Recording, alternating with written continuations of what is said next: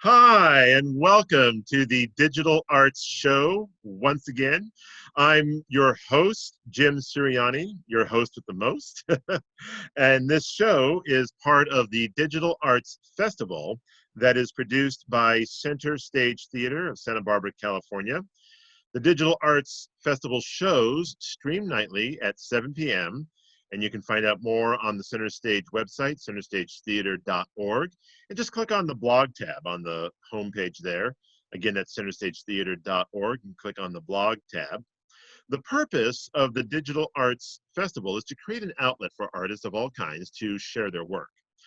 Because of the shutdown and the quarantine, many artists and performers suddenly found themselves with no way to perform or to show their work. And in many cases, sadly, some work may never be seen by the public because of the shutdown.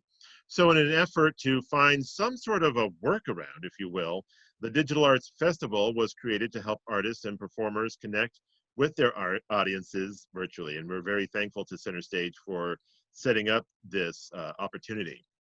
We will have dance, theater, music, film, visual arts, poetry, storytelling, and much more during the festival. And again, you can learn more on the Center Stage website, centerstagetheater.org, and click on the blog tab, and that will take you to the Digital Arts Festival page on the blog there. So today's guests are Leo Cabranes and Josean Ortiz. Leo is an award-winning scholar, playwright, and poet. He is professor of intercultural and performance studies at UCSB at the departments of theater and dance and Spanish and Portuguese. Josean is the artistic director of the Latinx Performance Ensemble in New York City, and he's right in the middle of the whole quarantine situation there. Welcome to the show, Leo and Josean. It's wonderful to have you both with us today. Hi, thank you. Hi, hola. Thanks. Hola, thanks for joining us. So let me ask you right off the bat then, can you each tell us a little bit of your backgrounds?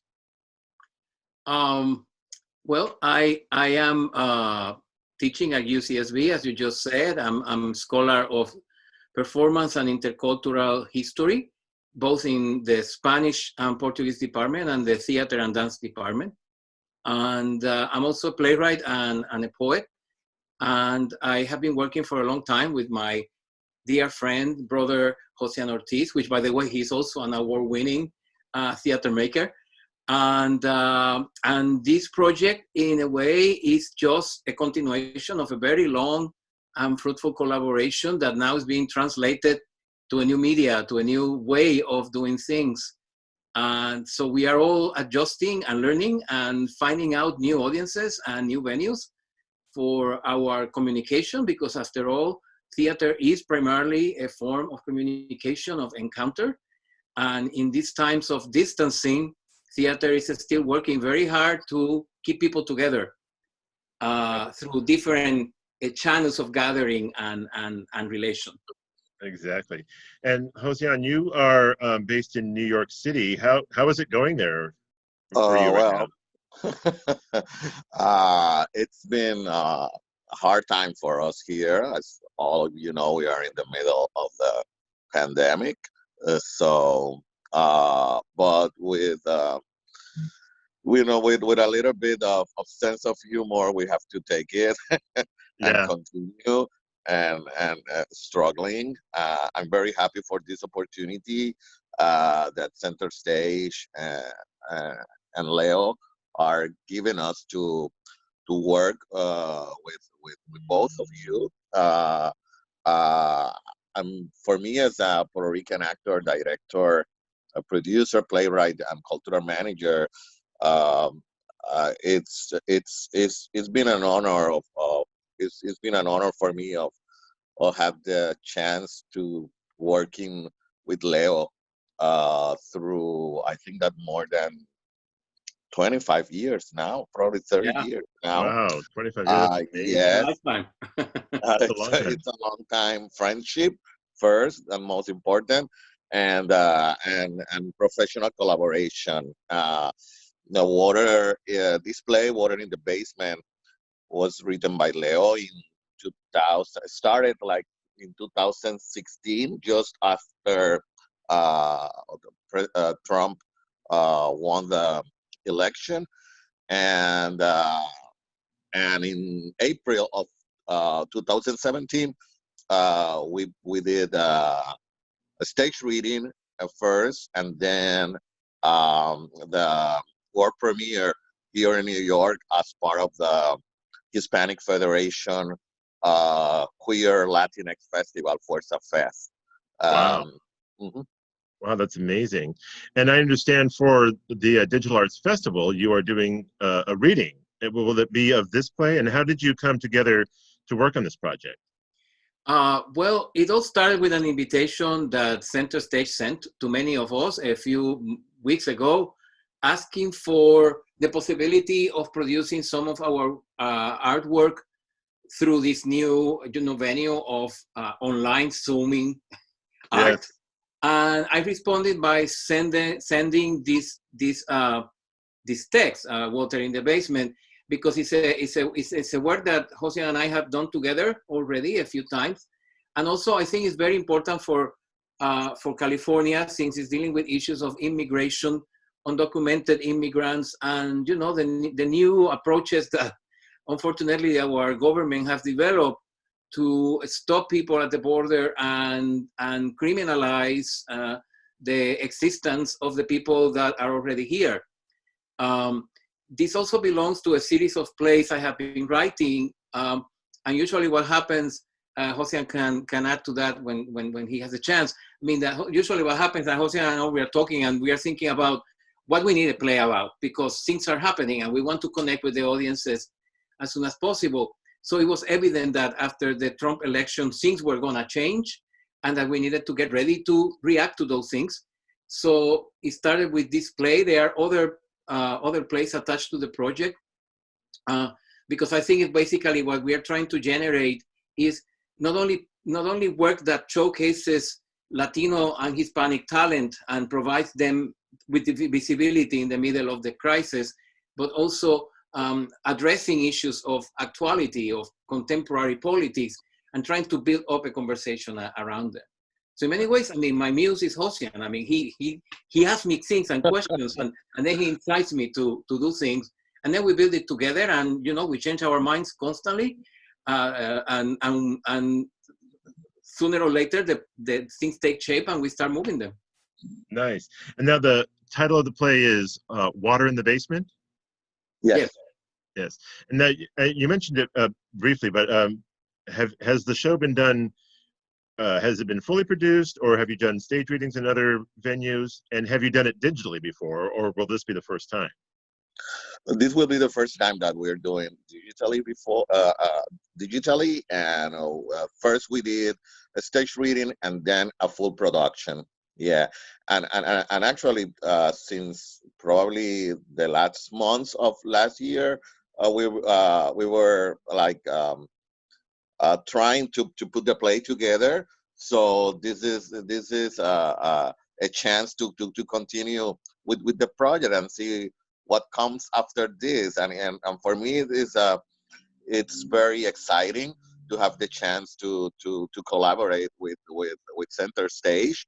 I've had the chance to visit Santa Barbara twice, thanks to Leo, and I didn't have the opportunity to see the productions, but I'm very familiar with the work of Sister Stage, and went outside the building and everything. So, and I said the first time, I want to perform this here once. I hope so. So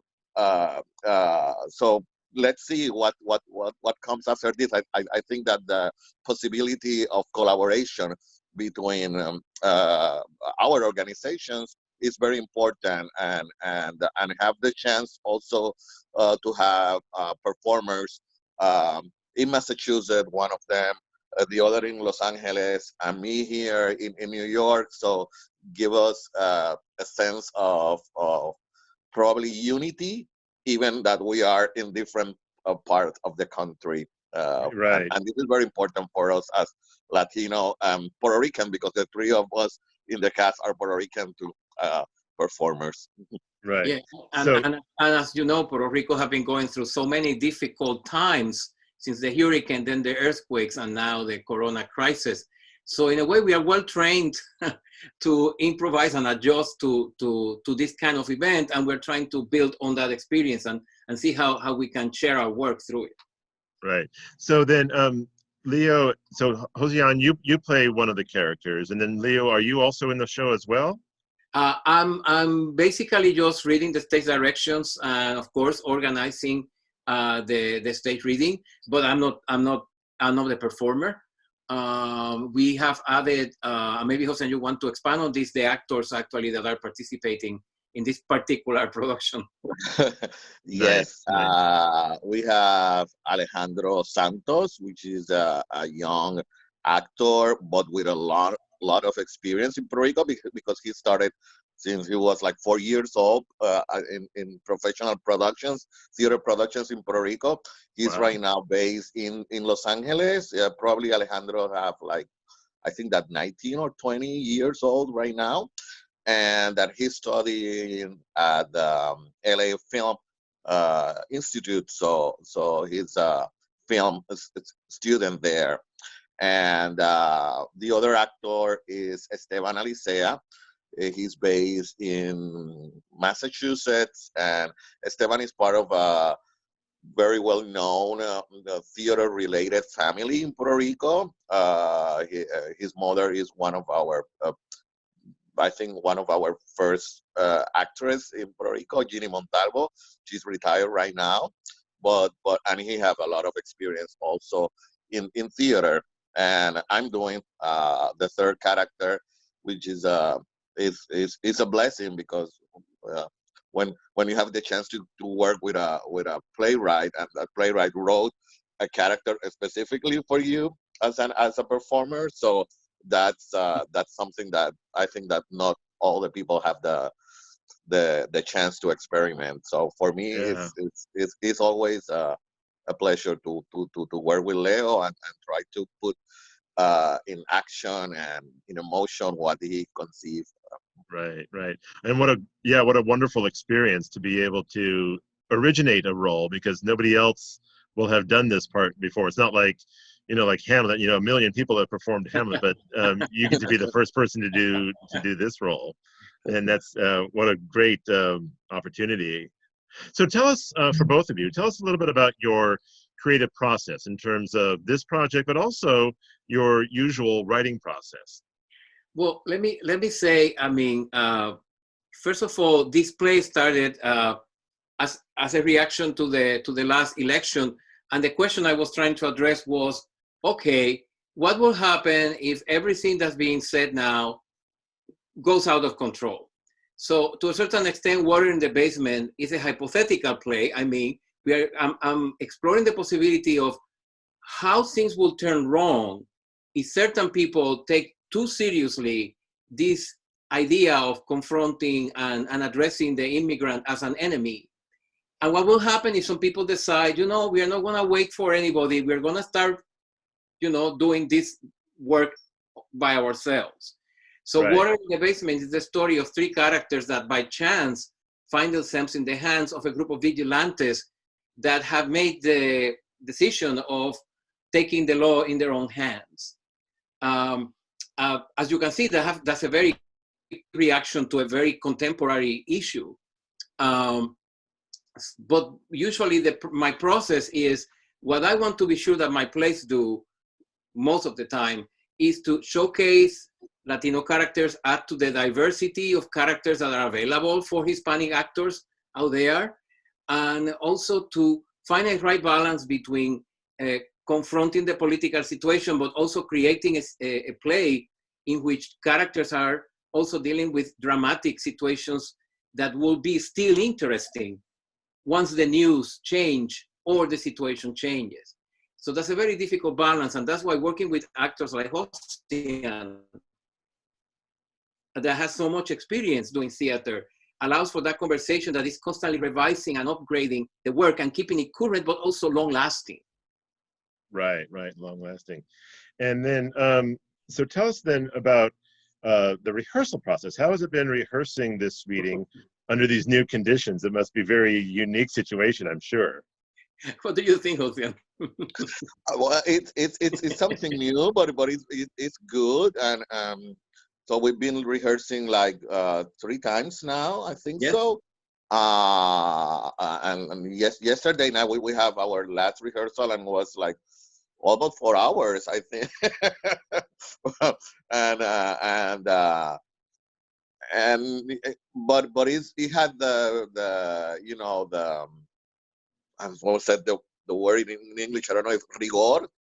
Uh, but how do you say that, Leo? You mean it was rigorous and committed Uh-huh, and serious work, rigorous but and committed, like all rehearsals supposed to be. So we are enjoying the experience, and also having the chance to see each of us, each other, so give us like a warm hug to be working together again for most of us, and with Alejandro, that probably is the person that is the new in the group, uh, with most of us. So it's been an amazing experience to discover his youthness. He's very fresh as an actor, and we collaborate each other, giving us each other input, yeah, direction. So it's been a very enjoyable process. I Oh, would like great. to, I would like to add to that, of course, that there is also the process of adapting a play that in the original version is very physical and very much tied to a Mm, specific space, a basement, that is narrow and dark and small. And now we have to right. translate it to the screen with rectangles of people talking to each other and not being even in the same space. So in a way, and I'm glad that you mentioned your experience in radio, because in a way it feels almost like you have this feeling that is that you need to go back to radio somehow. You need to rely more on the voice and on conveying feelings in a very particular way, because you don't have the elements of film exactly, and you don't have certainly the elements of theater. So it's a great school to learn new things, but it's also very demanding, because you're constantly trying to define how far you can go, how much you have to keep together, and how much you have to basically give up in order to be sure that the play works in that particular setting. And that has been a lot of fun, but it's also a lot of work. And probably the most difficult things I can say for me is how to come during the play, how to communicate with the others actors, uh, taking in consideration that we are like very close up of uh, mode, and and keep also probably our expressions, like low. It's like working for like a workshop of working for the camera also at the right. same time. So it's It's something new. so it sounds like you're having to adjust a theater piece to being like in constant close up, in film, constant close up, as opposed to even in film, the camera might pull back or pull close or whatever. But in this situation, you're all in a close up the entire time. So that must Yeah. be a particular kind of challenge as well. Yeah, Hmm. and there's no editing. It's a long take Yes, with yes, two people on the screen that are not together and not exactly looking at each other in the same way. So right. uh, I think that the more you accept what the media is, what you can do there, as opposed to try to reproduce what you were doing in other media before, the more the form starts making sense to you and creating its own dynamic. But it's a process of learning and adjustment that takes time, and we are barely beginning to experiment with it. Experiment. Wow. Well, that's amazing. And are you working, either one of you, are you working on other new projects during the shutdown, either together or separately? Well, yes. Leo wrote for me and a short play, a short monologue that will be presenting that I will be presenting at the Fuerza Fest of Queer Latino, um, festival of Hispanic Federation in New York, that they decided to do it this year virtual. So it's gonna be in during the month, during next month.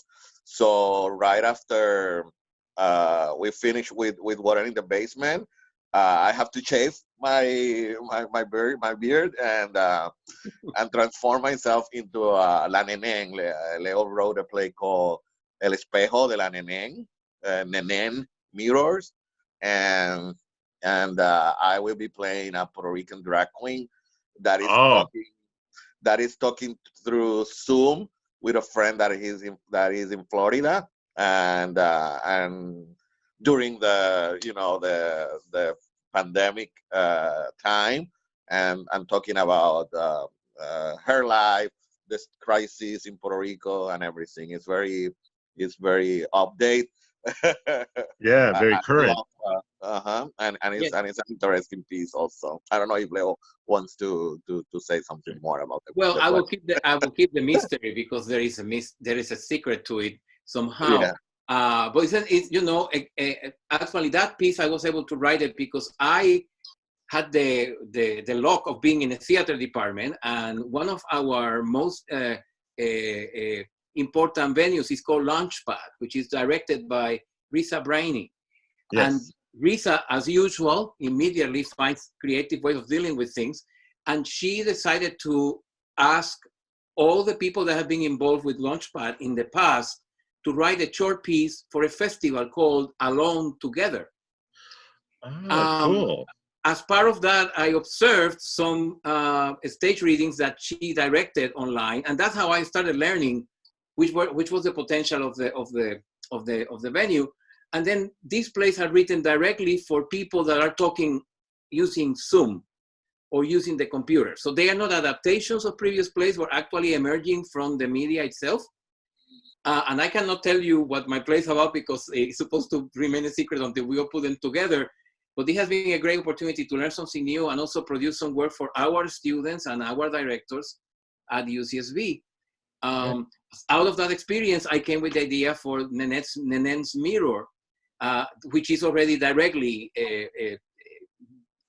created to work online. And Uh, created so specifically to be online. yeah, completely, absolutely Oh, wow. conceptualized as a moment of experience taking place online in front of a computer. Oh, wow. And when will that go up, do you think? it will be during the weekend of May 15, 16, and 17. Here in New York through the Hispanic Federation. I don't have the details of the broadcast or thing, but I know that we will be announcing that soon. They Nice. they the I was going to produce another play. They decided to postpone the festival itself for October, but because of the funds that the organization have specifically for this fiscal year, they needed to use it. So they decided to do this year then two Fuerza Fest, one virtual here and now in May, and then the festival, per se in October. So this was Ah, something that they decided last week. So we had to we are working fast to put this together. Yeah. yes. Oh, wow. Well, that sounds amazing. And I wish we could talk more. I would love to learn more about what you're both doing, but unfortunately, we're just about out of time. But before we go, do you have any websites or social media handles that you want to give out to the public? Latinx Performance Ensemble, you can look for us on Facebook. So go to Facebook and look for Latinx Performance Ensemble, and there will be there all the information about our work. Mhm. I mean, Awesome. Great. you can find me at UCSB, theater and dance webpage. But I want to thank Center Stage for this opportunity and Yes, for yes. keeping us together at a moment when we were feeling far from each other in the middle of a crisis. Center Stage gave me one of my first opportunities when I arrived to California many years ago, and I'm so happy to be part of it and to be able to express my gratitude to one of the most important institutions in town, Center Stage. Nice. Well, and yes, we definitely have to thank Center Stage for for producing this Digital Arts Festival. And to learn more about Center Stage, you can go to their website, centerstagetheater.org, and click on the blog tab to see the Digital Arts Festival on the blog. Again, that's centerstagetheater.org to learn more about Center Stage. And thank you all for watching. And Leo and Josean, it was wonderful speaking with both of you, and continued success in both of your in your work. Stay safe. Thank you. Thank you. Yes, and stay safe, everybody, and thanks for watching. Bye-bye for now.